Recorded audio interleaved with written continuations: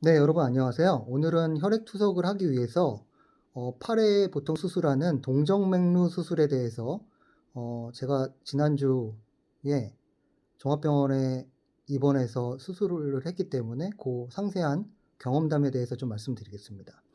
우선 이제 보통 신장내과로 입원을 해서 다른 이제 응급투석을 받거나 뭐 검사들을 하고 나서 보통 이제 동정맥루 수술을 하기 위해서는 수술 자체는 신장내과에서 하지 않고요.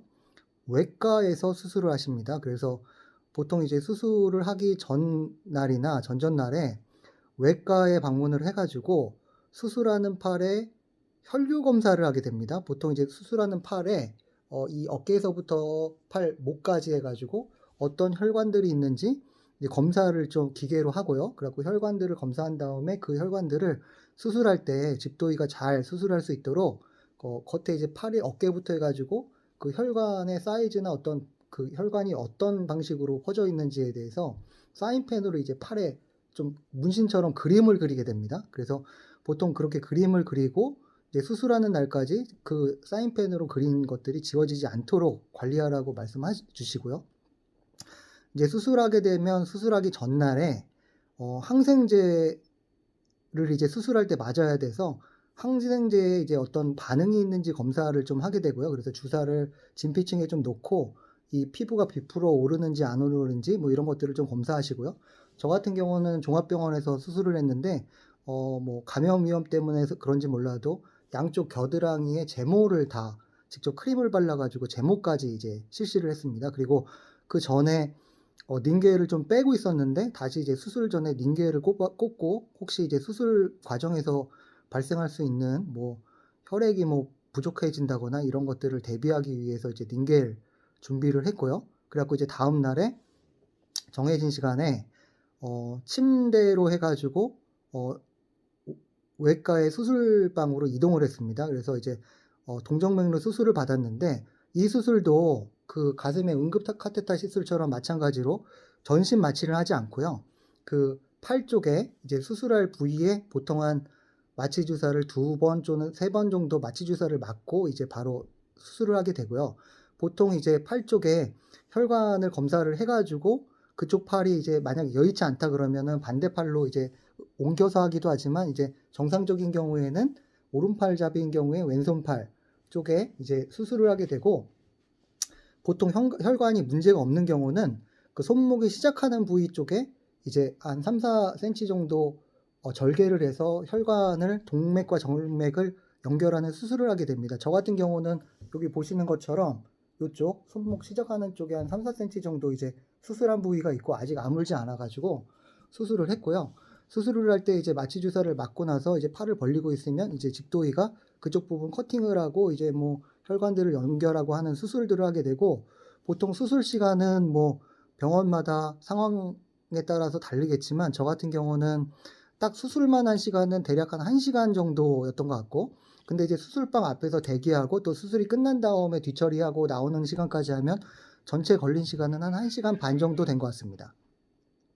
수술 끝나면은 이제 침대에 그대로 누워 있는 상태로 이동해 가지고 자기 병실로 올라오게 되고요.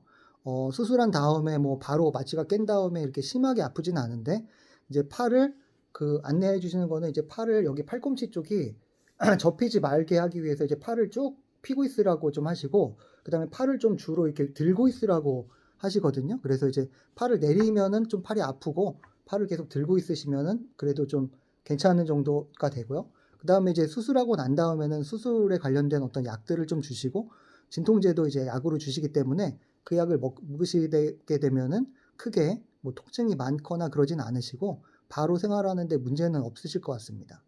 네, 그다음에 수술을 보통 하시게 되면 거의 뭐 문제가 없는 경우에는 한 다음 날 정도에면 바로 이제 퇴원을 이제 보통 하시게 되고요. 특별하게 뭐 다른 것들이 없으시기 때문에 퇴원을 하시게 되고 이제 퇴원하실 때 이제 병원비를 납부를 하셔야 되는데 그 납부하실 때 보통 이제 원래 그 건강보험에서 개인 부담률이 한 20%가 됩니다. 그런데 저희 같이 이제 신장 그 투석을 하시는 환자들은 이제 병원의 의사 선생님이 난치 코드라는 걸 입력하시고 이제 퇴원하시기 전에 원무과에 가가지고 산정특례 이제 신청을 하라고 하세요. 그러면 보통 신분증만 가져가서 그 병원비를 납부하기 전에 그 등록을 하시면 바로 한 1, 2분 내로 산정특례 등록이 되고요. 그런데 이제 그날에 퇴원하실 때는 바로 되는 게 아니라 그 보험공단에 들어가서 보통 병원에서 등록을 해주시면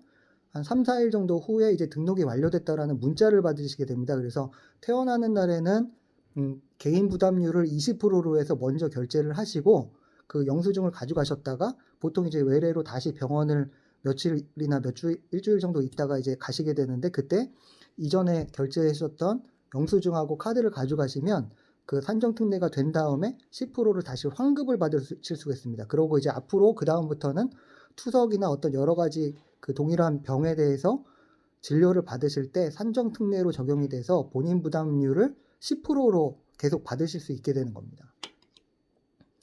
예, 그 다음에 이제 퇴원을 하시게 되면은 그 다음부터 계속 이제 이 팔 수술을 하고 나서 이 팔에 동정맥류 수술을 했다고 해가지고 바로 이 팔로 투석을 할 수 있는 게 아니고 보통은 투석은 이 수술을 하신 다음에 이제 혈관이 확장되는 동안까지 이제 이렇게 병원에서 고무공 같은 걸 주시는데요. 이걸 가지고 이제 팔 운동을 계속 쉬는 동안에 하라고 하시는데 이거를 한 두 달 정도 이상 해서 이제 이 수술한 부위 위쪽으로 이렇게 팔꿈치까지 이 연결되어 있는 그 혈관이 계속 확장돼 가지고 이제 혈관 투석이 가능한 정도까지 이제 좀 확장이 되면 한 대략 한 2달 이후부터 이제 이 그 혈관 투석을 팔로 해가지고 이제 시작을 하시게 되고요. 그동안까지는 이제 공운동을 하시면서 계속 혈관이 확장되고 또 확장되는 약을 먹으면서 이제 한 2달 정도는 혈관이 이 투석에 가능한 정도로 이제 커질 수 있도록 하는 기간을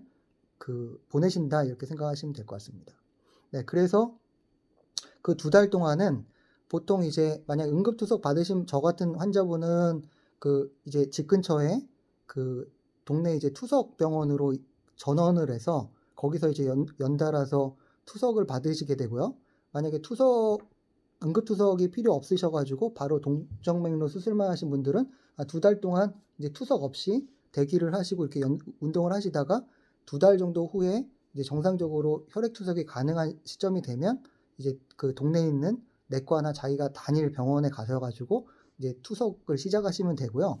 보통 이제 저같이 종합병원에서 수술을 받으신 분들은 퇴원하시기 전에 그 병원에서 투석 소견서하고 그 다음에 이제 피검사지 같은 것들을 그 정보로 해가지고 출력을 해서 주십니다. 그래서 그거를 이제 동네 병원에 가셔가지고 제출을 하시면 그 동네 병원에서 기존에 응급투석을 받았거나 또는 대학병원에서 수술한 내역을 보시고 그 일정에 맞춰가지고 이제 투석 준비를 해주시게 됩니다.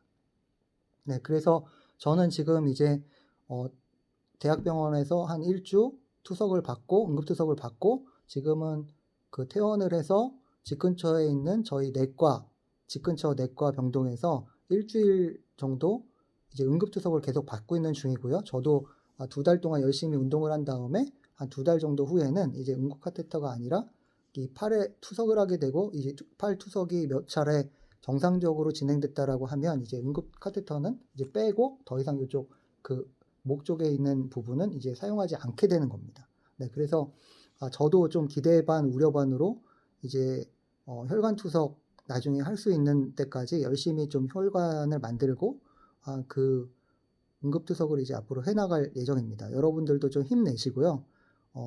잘 적응하셔가지고 잘 지내시길 바랍니다. 감사합니다.